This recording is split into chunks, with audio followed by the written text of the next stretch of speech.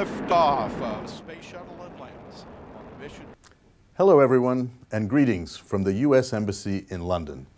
I'm Ambassador Philip Rieker, and today I want to wish all of you watching from Britain and around the world a very happy World Space Week. This year, the theme of the week is the celebration of women in space.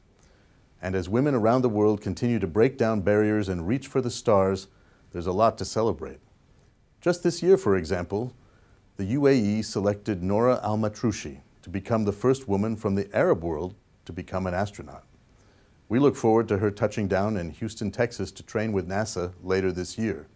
And we can't wait to see her join the ranks of the 65 women who have already traveled in space. Among that number, I'm proud to say there have been some amazing women from the United States.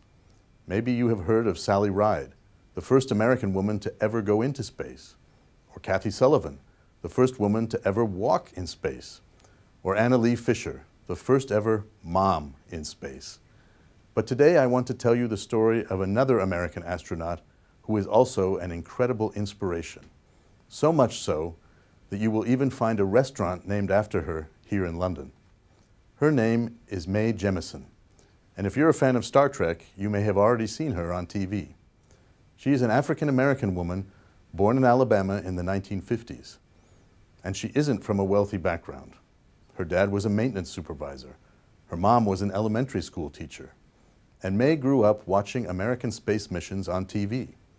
She was upset that she never saw any astronauts who looked like her. She said to herself, "Wait a minute, why are all the astronauts white males? What if aliens saw them and said, are these the only people on Earth?" So inspired by African-American actress Nichelle Nichols, who played Lieutenant Uhura on Star Trek, Mae was determined that one day she herself would make it to space. Well, it wasn't a straightforward path she took. She had, and continues to have in fact, the most incredible and wide-ranging career. Mae did a science degree in chemical engineering, but she also took an arts degree in African and African-American studies. She also went to medical school and became a doctor. At the same time, she continued to learn to dance. She'd loved it from the time she was small. So alongside medicine, she practiced dance at the famous Alvin Ailey American Dance Theater. She also worked in a Cambodian refugee camp in Thailand. She also joined the Peace Corps and went to work in Africa.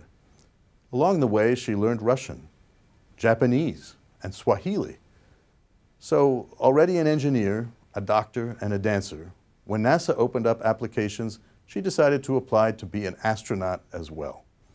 And in 1992, Mae Jemison became the first African-American woman to travel in space, taking with her a poster of African-American dancing star Judith Jamison. There are two things I ask you to remember about Dr. Jemison. First is the fact that she was both a scientist and an artist, a doctor and a dancer. I know that many of you are thinking about what to do next. What subjects do you pick at school or at university? Do you want to go down the arts route or the science route? But it is also possible to do both. Because as Mae said, there is science in dance and art in science. Secondly, if you ever doubt that a career in space could be for someone like you, I want you to remember Mae's words. Never limit yourself because of others' limited imagination. Because if you want it, it could really be you, one day, up in space, breaking new ground. And maybe your purpose on this planet isn't on this planet at all. Have a great week, everyone.